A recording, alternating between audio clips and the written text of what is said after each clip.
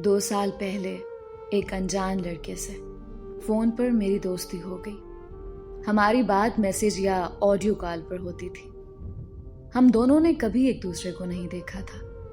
उसका लहजा इतना अच्छा था कि मुझे उससे मोहब्बत हो गई। मैंने अपनी मोहब्बत का इजहार किया तो उसने हाँ कर दी। फिर हम दोनों ने एक दूसरे को तस्वीरें शेयर की।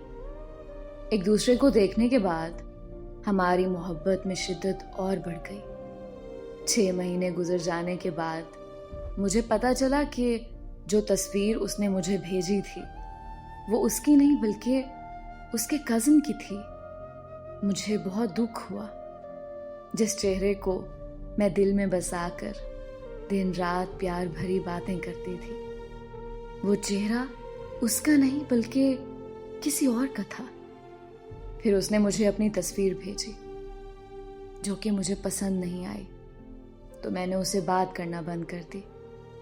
उसने मुझसे बहुत माफ़ियाँ मांगी, बहुत मिन्नतें की, लेकिन मैंने उसे माफ़ नहीं किया और उसका नंबर ब्लॉक कर दिया।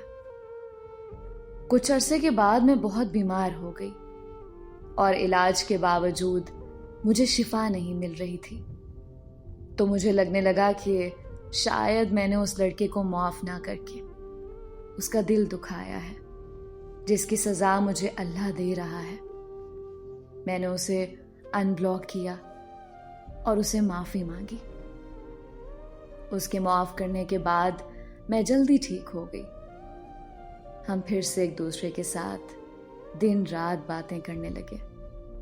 इस बार मोहब्बत की शिद्दत पहले से कई गुना बढ़ चुकी थी। लेकिन किस्मत का खेल देखो, मेरे साथ फिर धोखा हो गया। वो शादीशुदा और 2 बच्चों का बाप निकला और उसने ये बात मुझसे छुपाई हुई थी और उसे इस बात का इल्म नहीं था कि मुझे उसकी शादी का पता चल चुका है। उसके धोखे ने मुझे अंदर से तोड़ के रख दिया। लेकिन मैं अब उसकी